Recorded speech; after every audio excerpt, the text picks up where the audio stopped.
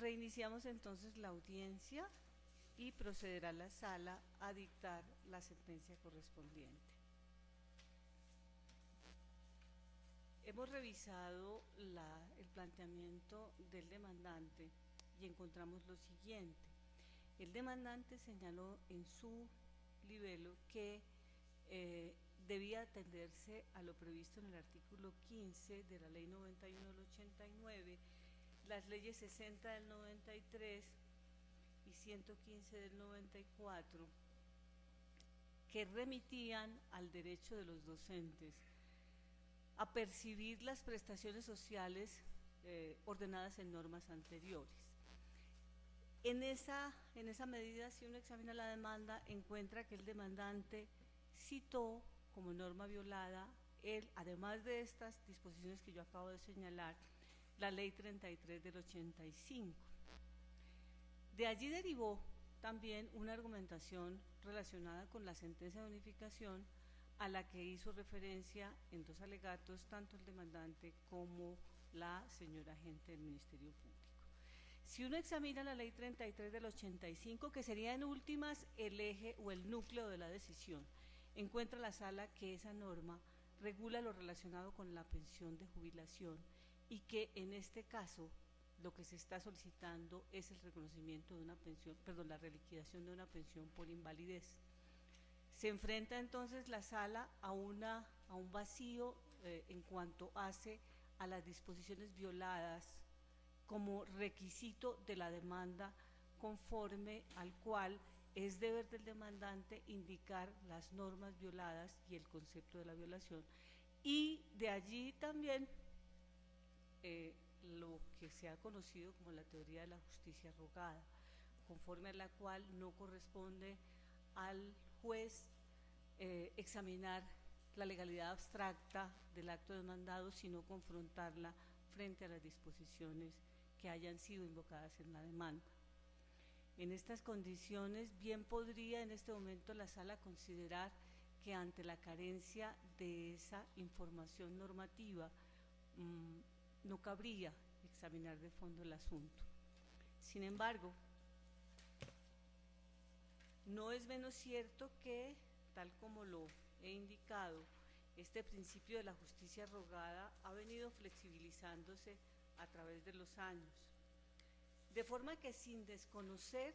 su existencia no puede la sala pasar por alto que se está ante una situación que podría comprometer derechos de carácter constitucional. En materia del requisito de la demanda frente a normas violadas y concepto de la violación, un primer pronunciamiento existió en la sentencia C-197 de 1999, en el que la Corte Constitucional señaló que en efecto era deber del demandante citar las normas violadas y que no era deber del juez conocer de todas las disposiciones que regularan el tema. Pero precisó también que cuando se avisore una posible violación de un derecho fundamental de protección inmediata, será deber del juez examinar el fondo del asunto. En camino a flexibilizar el concepto de la justicia rogada, encuentra la sala que la jurisprudencia de la sección segunda ha venido en ese camino en distintos momentos. Un pronunciamiento se encuentra en una sentencia del 30 de junio de 2005 con radicación 25.023.25.000.2000, 0551401, número interno 2909-04. Posteriormente, una providencia de 18 de noviembre de 2010 y finalmente una del 27 de enero de 2011. Pero se hará mención particular a la proferida por la sección segunda, subsección A, el 10 de febrero de 2011, con radicación 76.001.23.31.000.2006,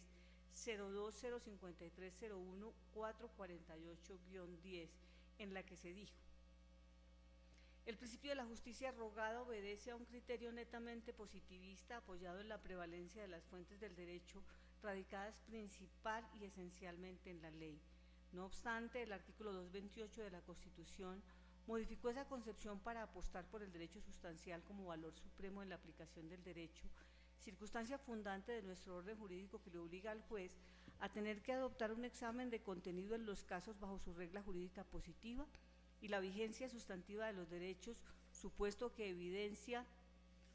una restricción al mentado principio de justicia rogada, restándole al juez la facultad de advertir la vigencia del derecho, pero al mismo tiempo negarlo por una circunstancia adjetiva imputable al apoderado de la actora. En otras palabras, las vicisitudes de la mera técnica procesal en la introducción de las demandas no puede convertirse en un factor determinante para la suerte de los derechos. De no ser ello así, los ciudadanos están sometidos a un azar extraño a la razón y absolutamente distante de la justicia. Cuando nosotros abordamos el caso, encontramos que se discute, diríamos, nada más y nada menos que el derecho a una pensión de invalidez en las condiciones que la ley la prevea.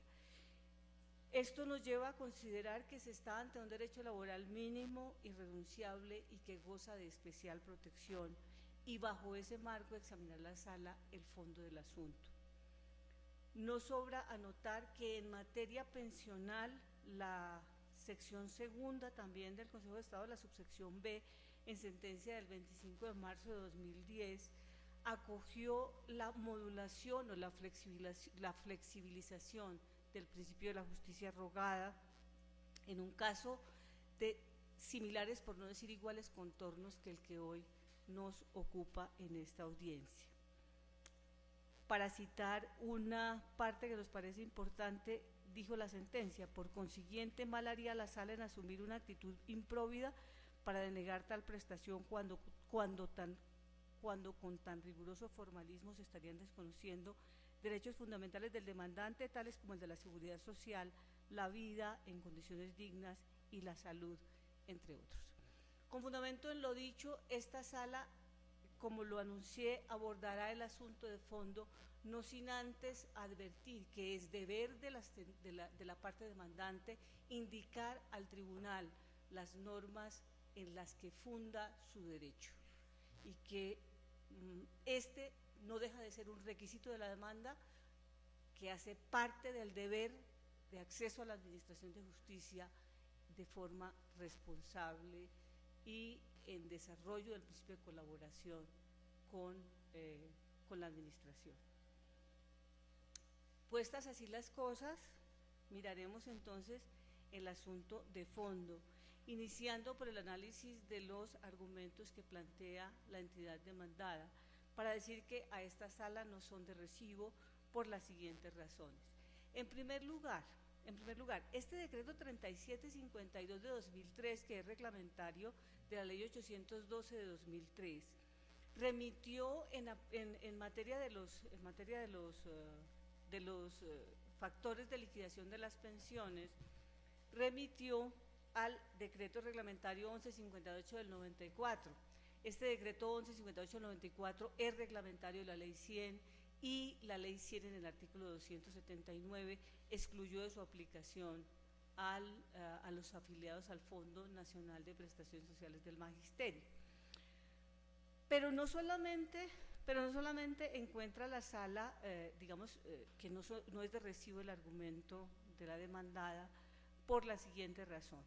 El fundamento se basa en el decreto reglamentario, como lo señalé, 3752 de 2003, en el que se precisó lo siguiente. Se me perdió. ¿Será que lo teníamos?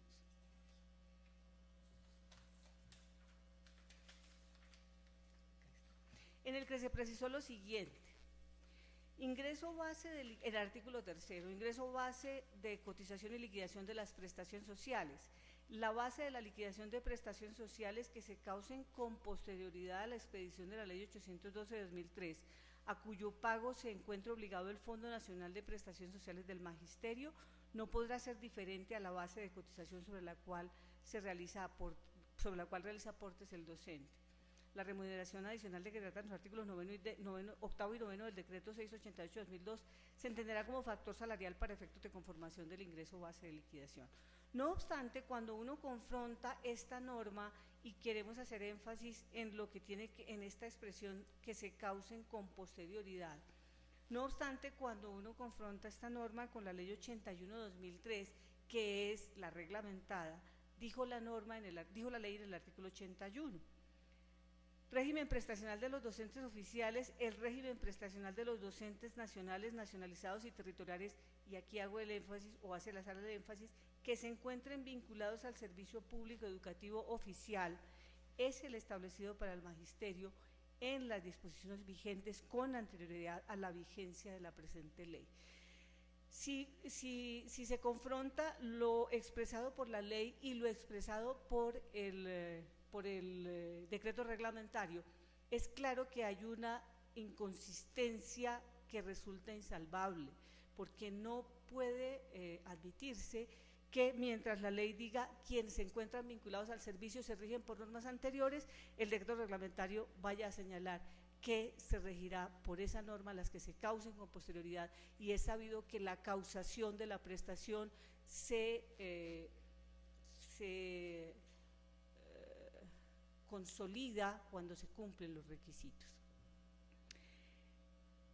Como encontramos que el decreto reglamentario se opone a la ley, esta sala lo inaplicará por ilegalidad el artículo 3 del decreto reglamentario 3752 de 2003, porque es claro que el demandante se vinculó como docente desde el 18 de febrero de 1977, tal como obra a folio 27 del expediente. Puestas las cosas en este punto, anuncia la sala que las pretensiones de la demanda tienen vocación de prosperidad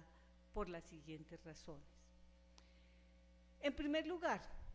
es claro que al demandante, quien como veníamos señalando se encontraba vinculado desde el año 77, son aplicables las normas anteriores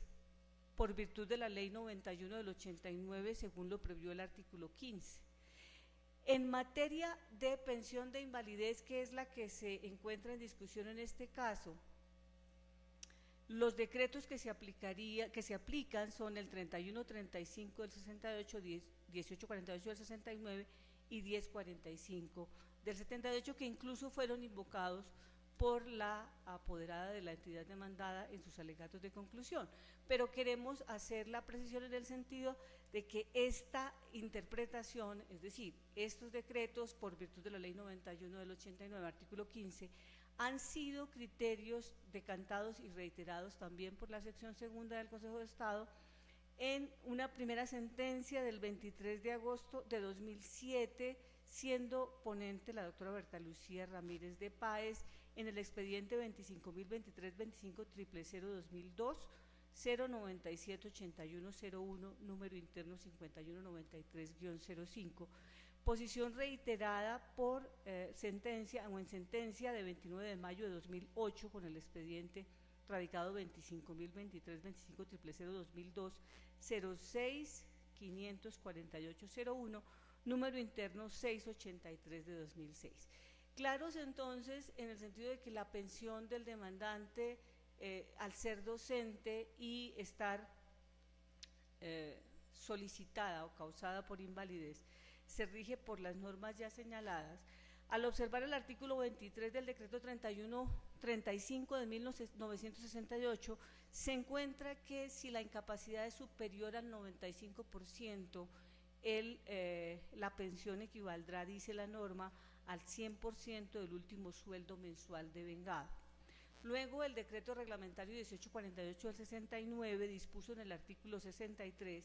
de igual forma que la liquidación debe efectuarse sobre el último salario devengado. Sin embargo, ninguna de las dos normas anteriores previó de manera precisa los factores que se deberían incluir en la liquidación de la pensión de jubilación, de la pensión de invalidez, disculpe. Ese vacío fue llenado por la jurisprudencia también al señalar que en tanto allí no se señalaron factores, se debería acudir a los previstos en el decreto 1045 del 78. Ello en sentencia proferida el 19 de julio de 2006, con ponencia del consejero doctor Alejandro Ordóñez Maldonado dentro del expediente 25.023.25, 000-2000-424-01, número interno 601602. En esas condiciones la sala acudirá a esa norma para determinar cuáles son los factores a incluir dentro de la pensión de invalidez. El artículo 45 del decreto 1045 enlista los factores a tener en cuenta dentro de la pensión. Vamos a citar solamente o a indicar los que para el efecto del caso concreto podrían tener incidencia. Dice allí la asignación básica mensual, los auxilios de alimentación y transporte, la prima de Navidad, la prima de vacaciones, las primas y bonificaciones que hubieran sido debidamente otorgadas con anterioridad a la declaratoria de inexequibilidad del artículo 38 del decreto 3130 del 68. Cuando uno examina el último año de servicios del demandante, que corrió del 22 de mayo de 2005 al 22 de mayo de 2006, observa, de acuerdo con la certificación que aparece a folios 17 a 19 del expediente, que devengó los siguientes factores: asignación básica, auxilio de movilización, prima de alimentación, prima de grado, prima rural del 10%, prima de Navidad y prima de vacaciones. De igual forma, tal como se anunció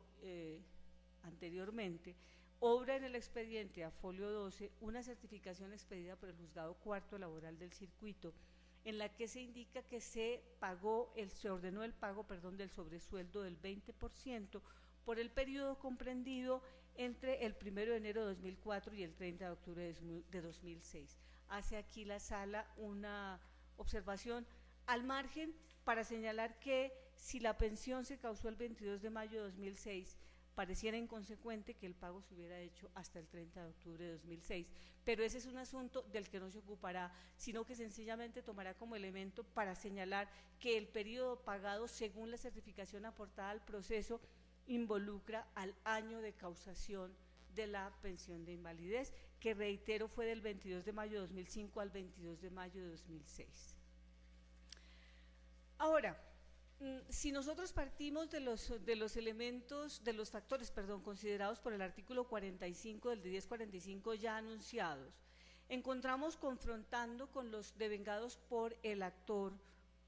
lo siguiente. Uno, la prima de grado. La prima de grado no aparece allí enlistada. Sin embargo, partimos de un punto, y es que remunera el servicio porque fue creada mediante un decreto que estableció salarios, el 633 del 10 de abril del 74, en el artículo 9. En segundo lugar, en cuanto al sobresueldo del 20%, hay que mencionar que su misma naturaleza, su misma denominación de sobresueldo y su constatación con la certificación que aparece en el expediente indica que se percibe mensualmente y por consecuencia remunera el servicio. Hay una precisión que habría que hacer en relación con este punto, y es la siguiente: si bien no aparece certificado, el 20% de sobresueldo no aparece certificado en la certificación que se aportó al proceso, no es menos, como ya lo señalamos, que sí aparece certificado el pago por el juzgado por vía del proceso ejecutivo. Entonces, hay una situación que queremos señalar, y es la siguiente: desde la sentencia de 8 de mayo de 1997, proferida por la subsección B del Consejo de Estado en la sección segunda, expediente número 14590, con ponencia del consejero doctor Carlos Arturo Orjuela Góngora, se precisó la diferencia entre percibir y devengar, para señalar que lo devengado es sinónimo de causación económica y contable del derecho laboral, de forma que aunque no esté certificado, no es menos cierto que sí fue devengado, así su causa hubiese sido la sentencia judicial. De otra parte, en relación con la prima rural, observa la sala lo siguiente: el inciso sexto del artículo 24 de la ley 715 de 2001 creó para los docentes un estímulo que percibirían quienes laboraran en áreas rurales de difícil acceso. Este emolumento fue reglamentado por el decreto 1171 de 2004, y allí se dispuso en el artículo 5 lo siguiente: se dijo, no constituye factor salarial ni prestacional para ningún efecto. De manera que en principio diríamos estaría excluido por no constituir, de acuerdo con su reglamentario, no ser factor salarial. No obstante, y allí entonces acude la sala a la sentencia de unificación del 4 de agosto de 2010, a la que hizo referencia en sus alegaciones y en su demanda el demandante, y que fue de recibo también para el Ministerio Público, que se expresó lo siguiente: a efecto de estimar lo que debe ser factor salarial en pensión, y pronunciamiento al que acude la sala, no obstante que allí se refirió a la pensión de jubilación en la ley 33, pero más allá de la norma es el contenido y es el sentido de la sentencia lo que llama la atención,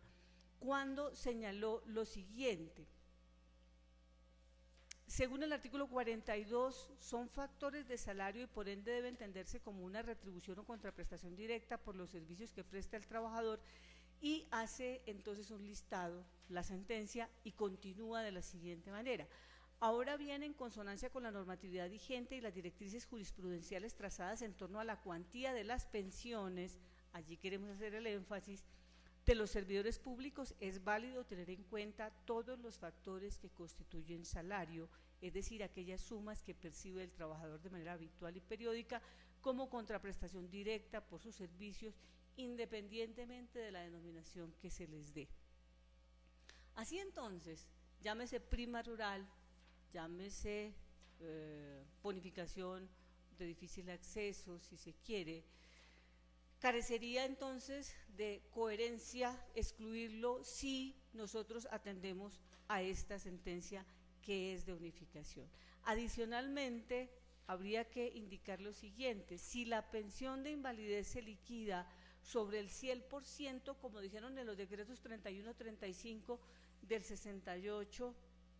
y 1848 del 69, sobre el último salario devengado o el último sueldo mensual devengado, habría entonces que considerar que este porcentaje, por razón de la denominada prima rural, es también salario y que por consecuencia debe ser incluido dentro de la liquidación de la pensión.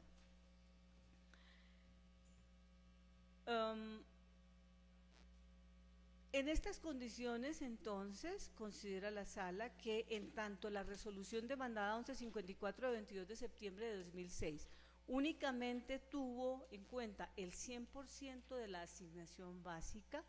amerita su nulidad parcial a fin de ordenar que la pensión por invalidez a que tiene derecho el demandante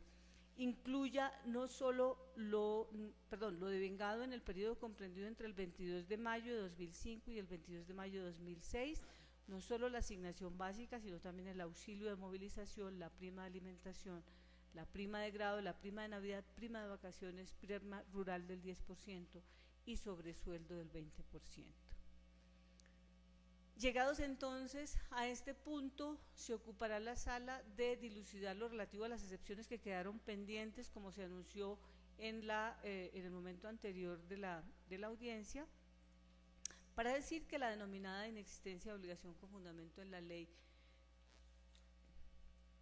propuesta por la parte demandada no tiene vocación de prosperidad, que por el contrario debe prosperar parcialmente la excepción de prescripción, en tanto la pensión fue reconocida mediante el acto demandado notificado el 1 de diciembre de 2006, que no existe en el proceso ninguna petición anterior que hubiese suspendido la prescripción, excepto la solicitud de conciliación que fue presentada el 24 de enero de 2011, según consta a folio 30. En consecuencia, se declarará la prosperidad de la excepción frente a las mesadas, a las diferencias causadas en las mesadas pensionales antes del 24 de enero de 2008. En materia de costas, el artículo 188 de la ley 1437 señala que serán aplicables a la parte vencida sin ninguna otra condición, de manera que así lo declarará esta sentencia, y a efecto de determinar las agencias en derecho se acudirá a lo dispuesto en el numeral 321 del Acuerdo 1887 de 2013 expedido por el Consejo Superior de la Judicatura, indicando que ascenderán a 854.247 pesos con 44 centavos, que corresponden al 2% de la cuantía que correspondía a la demanda, es decir, lo dejado de vengar durante los 3 últimos años, 2009 y 2012.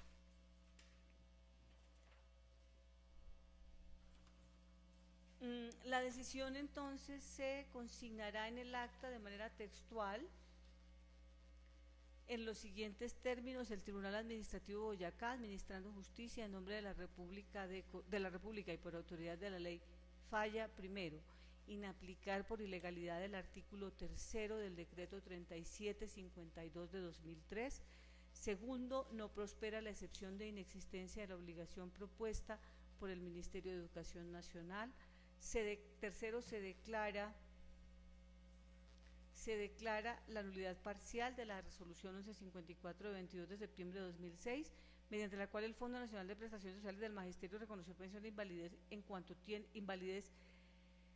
al señor Leonel Hernández en cuanto tiene que ver con los factores incluidos para la liquidación de la pensión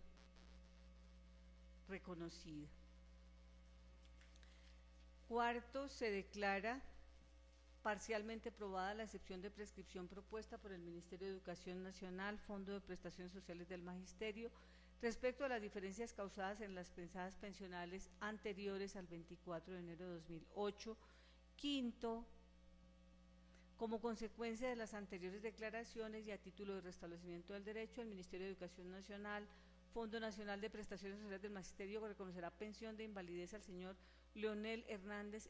identificado con la cédula de ciudadanía 1037185 de Chiscas, a partir del 22 de mayo de 2006, en cuantía del 100% del último salario, incluyendo como factores los siguientes: asignación básica, auxilio de movilización, prima de alimentación, prima de grado, prima rural 10%, prima de Navidad, prima de vacaciones y sobresueldo del 20%, y aplicará los reajustes de ley con efectos fiscales a partir del 24 de enero de 2008, dado el efecto prescriptivo. Quinto, de la condena se descontará lo que por concepto de pensión haya pagado el Fondo Nacional de Prestaciones Sociales del Magisterio a Leonel Hernández, identificado con la cédula de ciudadanía 1037185 de Chiscas, y lo que corresponda a los aportes dejados de descontar por los factores que, devengados en el último año de servicios, se incluyen dentro de la liquidación de la pensión por virtud de esta sentencia. Sexto, las sumas que resulten a favor de Leonel Hernández, identificado con la cédula de ciudadanía 1037185 de Chiscas, se ajustarán tomando como base el índice de precios al consumidor, tal como se ordena en el inciso cuarto del artículo 187 de la ley 1437 de 2011, y devengarán intereses moratorios a partir de la ejecutoria de esta sentencia, tal como lo prevé el artículo 192 de la misma, del mismo ordenamiento. Octavo, condenar en costas a la parte vencida. Ministerio de Educación Nacional, liquídense por secretaría y sígase el procedimiento del artículo 393 del Código de Procedimiento Civil. Noveno, se fijan como agencias en derecho la suma de 854.247 pesos con 44 centavos a cargo del Ministerio de Educación Nacional, Fondo Nacional de Prestaciones Sociales del Magisterio. Décimo, por secretaría, ofíciese a la Oficina de Control Interno del Ministerio de Educación Nacional para que, de considerarlo de conformidad con lo dispuesto en el inciso tercero del parágrafo primero del artículo 175 de la ley 1437 de 2011, inicie investigación disciplinaria contra el funcionario encargado por la omisión en que incurrió al no remitir a este proceso los antecedentes de la actuación objeto del mismo. Las partes quedan notificadas en estrado de la presente sentencia y contra ella podrá interponerse y sustentarse el recurso de apelación ante este tribunal dentro de los 10 días siguientes, tal como lo prevé el artículo 247 de la ley 1437 de 2011. Por último, la sala quiere preguntar si alguno de los asistentes desea dejar alguna constancia. Me permito manifestar a esta sala que interpongo recurso de apelación en contra del numeral cuarto, donde decreta la prescripción de las mesadas a que tiene derecho mi demandante con fundamento en los siguientes argumentos. Perdón. Quiero recordarle que el artículo 247 de la Ley 1437 de 2011, como acabo de señalarlo, indica que contra la sentencia podrá interponerse y suscitarse el recurso de apelación dentro de los 10 días siguientes a la notificación y que la notificación de esta sentencia se hace en estrado. Gracias, doctora. De todas formas, interpongo el recurso de apelación en contra de la providencia en relación con el numeral cuarto que decreta la prescripción parcial de las mesadas a que tiene derecho mi poderdante, recurso que sustentaré y fundamentaré en la oportunidad procesal correspondiente que otorga el Código entre los 10 días siguientes a la presente audiencia. Gracias. Sí, señor. Sí, señora magistrada, de igual forma me permito interponer recurso de apelación, el cual se sustentará en la oportunidad procesal indicada en la ley 1437 de 2011. Muchas gracias. Gracias.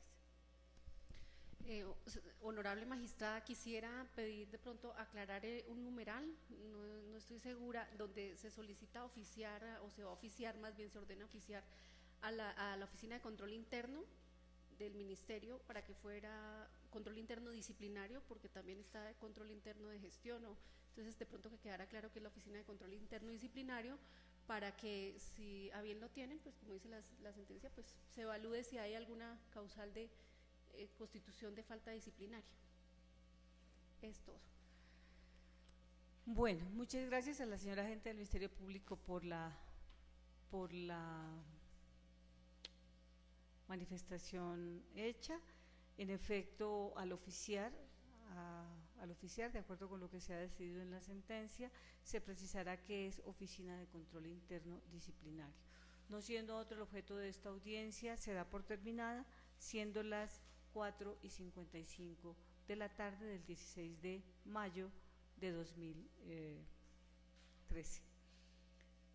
Les voy a rogar que por favor esperen un momento ya para firmar la